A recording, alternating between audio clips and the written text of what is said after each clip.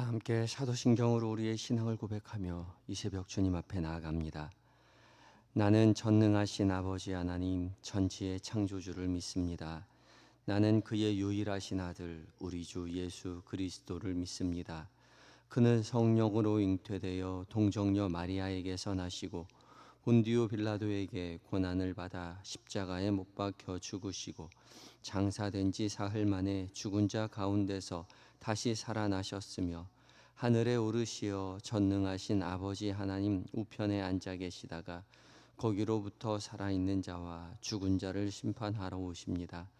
나는 성령을 믿으며 거룩한 공교회와 성도의 교제와 죄를 용서받는 것과 몸의 부활과 영생을 믿습니다.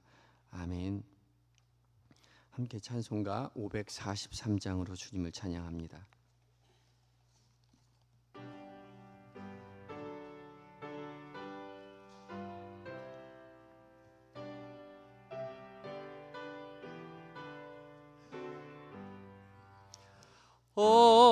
어려운 일 당할 때 나의 믿음 적으나 의지하는 내 주를 더욱 의지합니다. 세월 지나갈수록 의지할 것뿐일세. 무슨 일을 당해도 예수 의지. 성령께서 내 마음 밝히 비춰주시니 인도하심 따라서 주만 의지합니다. 세월 지나갈수록 의지할 것뿐일세. 무슨 일을 당해도 예수 의지합니다. 밝을 때의 노래와 어두울 때의 기도로 위태할 때 도움을 주께 간구합니다. 세월 지나갈수록 의지할 것뿐일세. 무슨 일을 당해도 예수 의지합니다. 생명 있을 동안에 예수 의지합니다. 천국 올라가도록 의지할 것뿐일세. 세월 지나갈수록 의지할 것뿐일세. 무슨 일을 당해도 예수 의지합니다. 아멘. 기도하시겠습니다. 우리의 피난처가 되어주시는 주님, 지난 간밤에도 주의 사랑의 손길로 우리 모두를 보호하여 주시고 이 새벽 깨워 하루를 살아갈 영혼의 양식으로 먹여주시니 감사합니다. 주께서 부르신 줄 믿고 순종하며 주의 말씀 앞에 선 우리 모두에게 성령 하나님 들려지는 모든 말씀 가운데 주의 거룩한 빛을 비춰 주시옵소서. 우리 각자에게 들려주시는 주님의 선하신 음성으로 듣게 하여 주시어서 주신 말씀 붙잡고 주와 동행하며 믿음의 길을 하나님 온전히 당당히 걸어가는 한 날 되게 하여 주시옵소서. 우리를 평안으로 인도하시는 예수님의 거룩하신 이름으로 감사하며 기도드리옵나이다. 아멘. 함께 묵상할 하나님의 말씀은 고린도전서 8장 1절부터 13절까지 8장 전체의 말씀입니다. 신약 271쪽에 있습니다. 고린도전서 8장 1절로 13절까지의 말씀을 한 절씩 교독하고 마지막 절 함께 봉독합니다.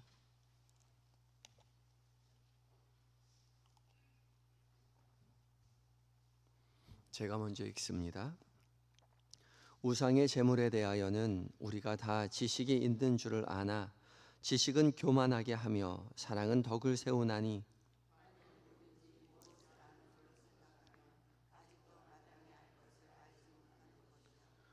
또 누구든지 하나님을 사랑하면 그 사람은 하나님도 알아주시느니라.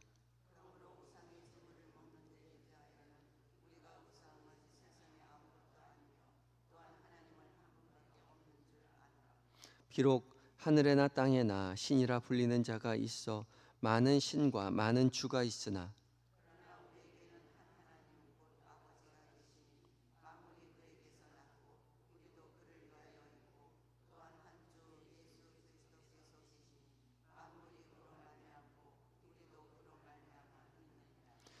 그러나 이 지식은 모든 사람에게 있는 것이 아니므로 어떤 이들은 지금까지 우상에 대한 습관이 있어 우상의 제물을 알고 먹는 거로 그들의 양심이 약하여지고 더러워지느니라.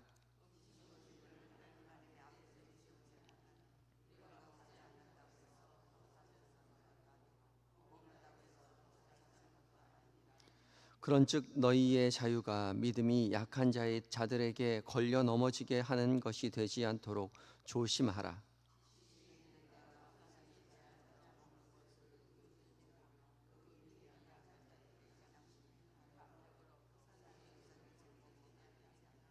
그러면 내 지식으로 그 믿음이 약한 자가 멸망하나니 그는 그리스도께서 위하여 죽으신 형제라.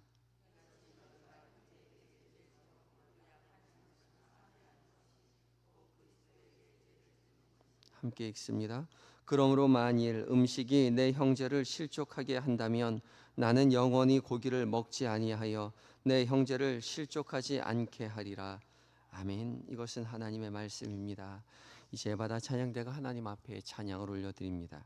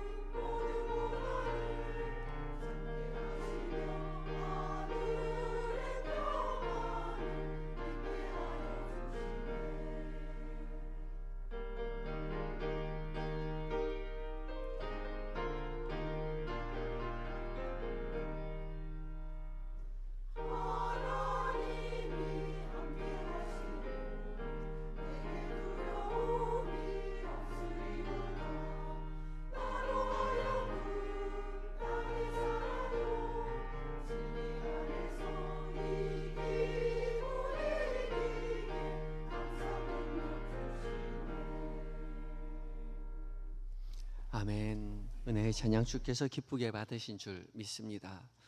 목자 되신 우리 주님, 주님의 인도하심 따라 믿음의 길 한 걸음 한 걸음 걸어가시는 저와 여러분이 되시기를 예수 그리스도의 이름으로 축복합니다.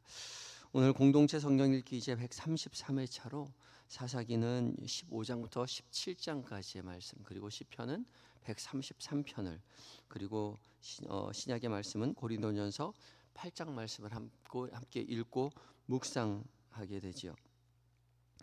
오늘 함께 읽고 묵상하게 되는 이 고린도전서 8장의 말씀은 우상 제물을 먹느냐 먹지 못하느냐에 관한 바울의 권면입니다. 당시 고린도 지역은 로마의 계획 도시였기 때문에 우상 숭배가 당연시되는 지역이었습니다. 시장에 파는 모든 고기는 대부분 신전에 바쳤던 그런 고기, 음식이었죠. 신전에 바쳤던 제물을 다시 시장으로 유통하게 되고 시장에서 신전에 바쳤던 고기를 사람들이 사서 먹는 것이었죠. 그런데 문제는 우상에게 바쳤던 고기를 먹는 것을 죄라고 꺼렸던 성도들이 있었던 것이죠. 물론 사도행전 15장이 기록된 예루살렘 공의회에서 이방인들에게도 구원이 있다는 것을 천명하면서 그럼에도 불구하고 너희가 율법을 지키지 않아도 되지만 그래도 최소한 이 정도까지는 지켜줘야 한다라는 하고 결정한 것이 있었습니다. 그 네 가지 요구 사항인데요. 그 중에 하나가 우상 제물을 먹지 말 것입니다. 그리고 음행하는 것과 목매어 죽인 것과 핏째 있는 것을 먹지 말아라. 그렇게 결정하였죠. 다른 율법은 다 지키지 않아도 이 정도는 지켜주어야 예수 믿는 사람이다라고 그렇게 말했던 것입니다. 바울은 이 문제에 대해서 단순히 예루살렘의 공의회에서 결정한 것을 그대로 따를 것이 아니라 그 문제를 새로운 차원에서 접근하도록 권면하고 있는 것이죠. 그 새로운 차원의 권면이 무엇이냐면 지식과 사랑의 절제에 관한 관점입니다. 1절 말씀에 우상의 제물에 대하여는 우리가 다 지식이 있는 줄을 아나 지식은 교만하게 하며 사랑은 덕을 세운다라고 말합니다. 우상의 제물에 대해서 다 지식이 있다라고 말했는데 이 지식이라고 말한 그노시스는 단순한 책을 읽거나 해서 얻는 깨달음이 아니라 깊은 고차원적인 그런 지식을 통해 깨닫게 되는 고차원적인 깨달음입니다. 우상의 제물에 대해서 이런 고차원적인 깨달음을 얻게 되었다는 거죠. 그런데 그런 고차원적인 깨달음을 얻는 것만으로는 부족하다라고 말합니다. 그렇게 깊이 깨닫는 그 깨달음으로 말미암아 상대방을 지적하고 정죄하게 되면은 결국 교만하게 될 뿐이라는 것이죠. 그러나 사랑은 교만하게 되지 않고 덕을 세우게 된다라고 바울은 권면합니다. 단편적인 그런 깨달음이 아니라 사랑에 근거한 깨달음, 성숙한 신앙인으로 발돋움하게 되면 상대방을 이해하게 되고 상대방을 배려하게 되어서 절제하게 된다는 것이죠. 그러므로 말미암아 덕을 세워간다 그렇게 말합니다. 그래서 2절에서 무엇을 안다고 생각하면 마땅히 알 것을 아직 알지 못하는 것이다. 깊은 지식의 깨달음이 마땅히 알 바를 알지 못하는 정도일 뿐이라는 것이죠. 그러나 사랑에 근거한 깨달음으로까지 가게 된다면 그것이 진짜 깨달음이 되는 것이고 그것으로 말미암아 덕을 세우게 된다 말을 하죠. 바울은 이런 관점에서 지금 고린도전서에서 문제가 되고 있는 고린도 교회에서 문제가 되고 있는 우상 제물에 대해서 논하고 있죠. 바울은 원칙적으로 우상 제물을 먹을 수 있다는 것을 밝히 말합니다. 왜냐하면 4절 말씀에서 밝히고 있는 바와 같이 우상은 세상에 아무것도 아니고 하나님은 한 분밖에 없기 때문에 그렇지요. 그리스 로마 문화에는 수없이 많은 신들이 등장합니다. 우리가 다 아는 신들이죠. 제우스라고 하거나 또한 아프로디테나 디오니소스나 우리가 그리스 로마 신화를 통해서 많은 신들의 이름을 이미 알고 있습니다. 그런데 이 신들의 특징은요, 신이 아니라는 겁니다. 상상에 의해서 만들어진 신이라는 것이죠. 제우스는 천둥과 번개의 신이고, 아프로디테는 미의 신이고, 디오니소스는 술의 신이고, 당시 그리스 로마 사람들은 세상의 모든 만물 가운데 그것을 주관하는 신이 있다라고 생각을 했습니다. 하늘에는 하늘의 신이 있고, 땅에는 땅의 신이 있고, 술에는 술의 신이 있고, 아름다움에도 신이 있고, 전쟁에도 신이 있고, 농사에도 신이 있고, 세상 모든 만물에 신이 있다라고 생각했던 것이죠. 그리고 그 신들의 이름을 명명해 내었습니다. 그런데 그 사람들이 명명해낸 모든 신들은 허상에 불과하는 거죠. 가짜 신일 뿐입니다. 사람들이 상상으로 만들어낸 그런 가짜 신일 뿐인 것이죠. 그런 가짜 신의 모습을 돌로 만들어낸 것이 우상입니다. 그러니까 본질적으로는 아무런 능력도 없는 허상에 불과한 것이죠. 돌조각일 뿐입니다. 참된 신은 하나님 한 분밖에 없는 것이죠. 이것을 예수 믿는 사람들은 깨달았다는 거죠. 이런 지식이 있는 사람들은 우상 앞에 제물을 먹는 것에 대해서 그렇게 거리낌이 없었습니다. 왜냐하면 돌조각일 뿐이니까요. 신에게 바쳐진 고기 역시 돌조각 앞에 놓여졌던 고기였기 때문에 그건 먹는 거 그렇게 어렵지 않았습니다. 그렇지만 신앙이 약한 사람들에게 있어서는 여전히 그것은 어려운 문제였죠. 7절에 말한 바와 같이 아직까지 우상에 대한 습관이 남아있는 사람들이 있었습니다. 우상에게 바쳐진 제물로 인식하고 양심의 거리낌이 있었던 것이죠. 저거 신에게 바쳐진 제물인데 라고 생각했습니다. 당시 사람들은 우상 앞에 바쳐진 제물을 먹는다는 것은 그 우상과 함께 교제하는 것을 의미하는 것이었죠. 그런 미신적인 생각을 가지고 있었기에 우상 앞에서 먹는 것, 그것 자체가 거리낌이 되었다는 거죠.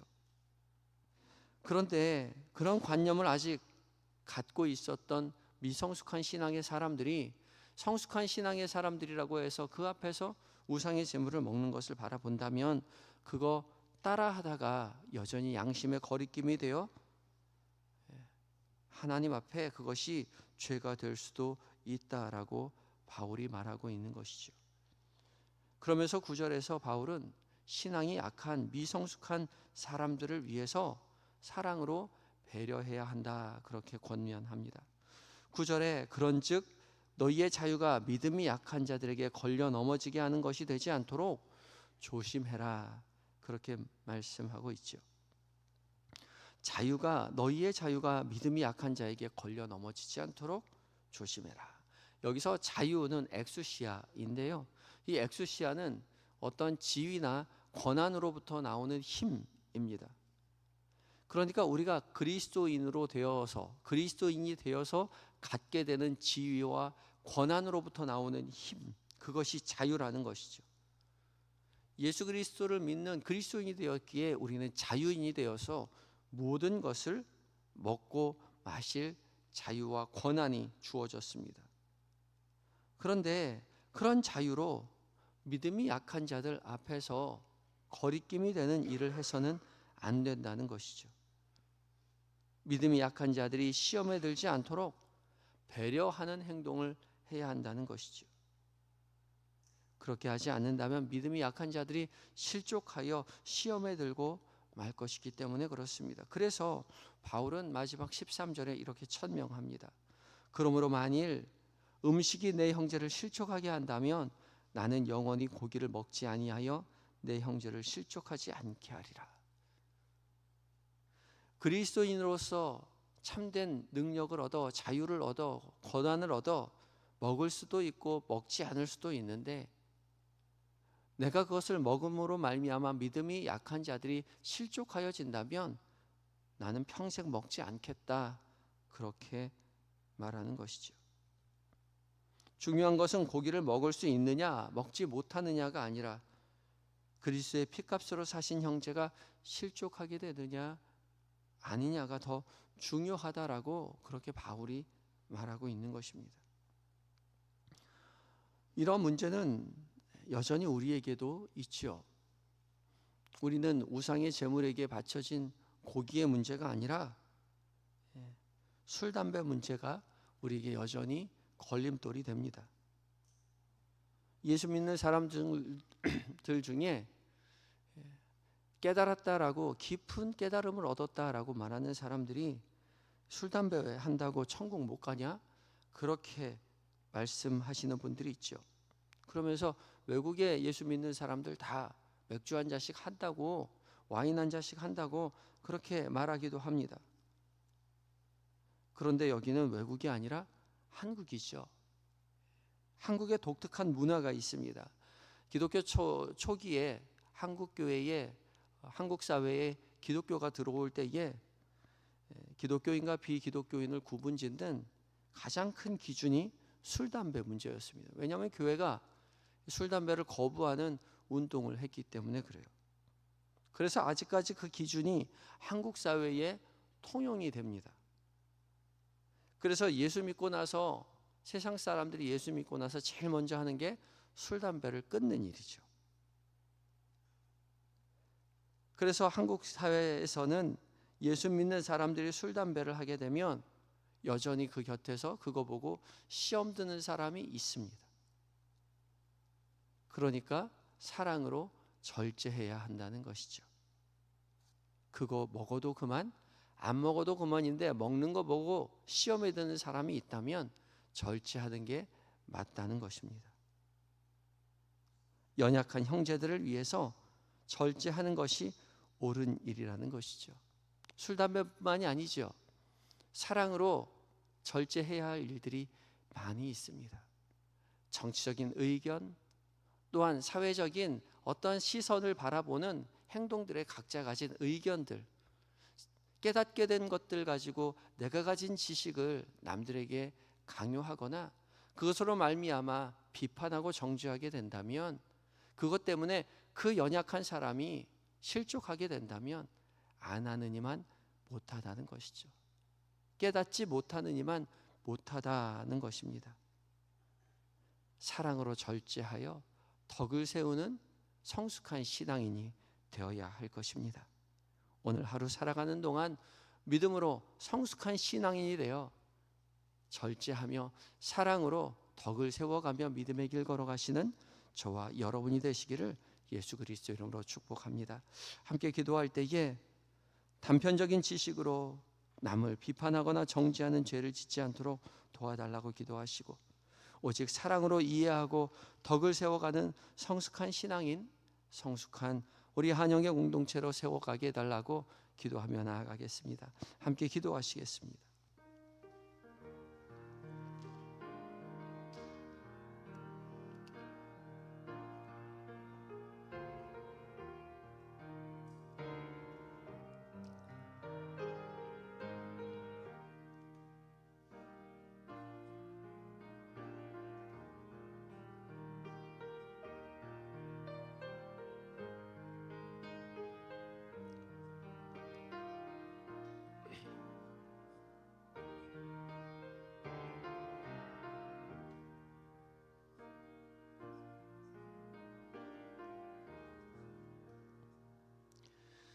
사랑과 은혜가 풍성하신 우리 주여 하나님, 우리 모두를 그리스도의 십자가의 은혜로 말미암아 구원 얻게 하시고 참된 자유로 이끌어 주시니 감사합니다. 주께서 주신 이 자유로 남을 비판하거나 정죄하지 않도록 주님 우리를 붙들어 주시옵소서. 도와주시옵소서. 사랑의 덕으로 서로를 이해하고 서로를 용납하며 성숙한 성도, 성숙한 공동체로 세워나가는 우리 모두가 되게 하여 주시옵소서. 오늘 한날을 온전히 주 앞에 의탁합니다.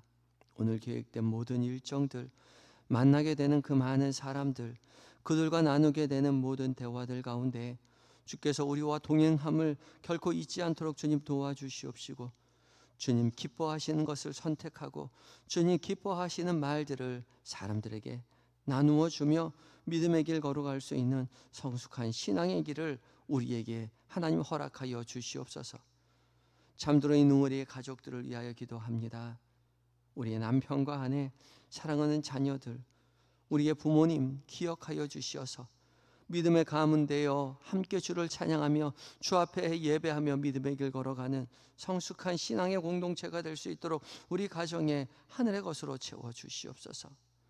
몸과 마음이 연약한 환우들 기억하시고 치료의 광선 속히 비춰주셔서 온전함을 회복시켜 주시옵시고, 특별히 사랑하는 남편, 존경하는 아버지, 하나님의 품에 떠나보내고 황망한 가운데 있는 가족들 주님 긍휼히 여겨주셔서 이해할 수 없지만 더 크신 하나님의 섭리 앞에 조용히 주의 위로를 기다리오니 성령 하나님 하늘의 위로로 함께하여 주시옵소서.